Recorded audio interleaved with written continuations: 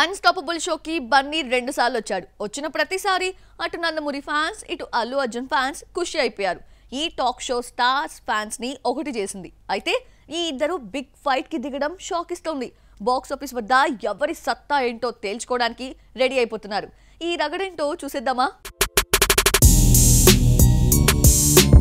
పాత సినిమాలను మళ్లీ రిలీజ్ చేయడానికి వారాలు వర్జాలతో పని లేదు. హీరో బర్త్డే నాడే రీ రిలీజ్ చేయాలన్న రూలు లేదు.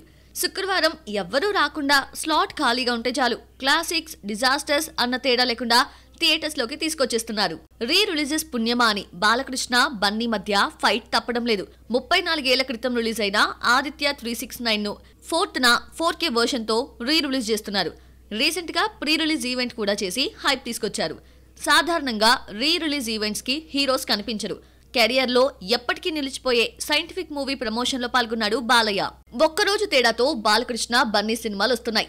ఆదిత్య 369 వచ్చిన మరునాడే 5న ఆర్యా 2 ని రీ రిలీజ్ చేస్తూ ట్రైలర్ కూడా రిలీజ్ చేశారు. పుష్పతో అల్లు అర్జున్ కొచ్చిన క్రేజ్ ని, సుకుమార్ ఇమేజ్ ని కలిపి వాడేసుకుంటూ అప్పట్లో ఫ్లాప్ అయిన ఆర్యా 2 ని మళ్లీ థియేటర్స్ లోకి తీసుకొచ్చి హిట్ చేయాలన్న ప్లాన్ వేశారు. లెక్కల మాస్టారు ఆర్యాతో దర్శకుడిగా పరిచయం అయితే ఇదే సినిమా బన్నీకి యూత్ లో ఇమేజ్ తీసుకొచ్చింది.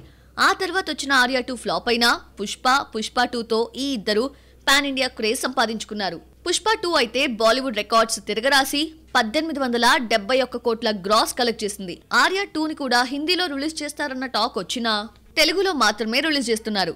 మొత్తానికి బాలయ్య, బన్నీ రీ రిలీజెస్ తో ఫైటింగ్ కి దిగుతున్నారు. 34 ఏళ్ల క్రితం 1991లో రిలీజ్ అయిన సైంటిఫిక్ మూవీతో 16 ఏళ్ల క్రితం 2009లో వచ్చిన ట్రయాంగిల్ లవ్ స్టోరీ ఆర్యా 2 పోటీ పడుతోంది.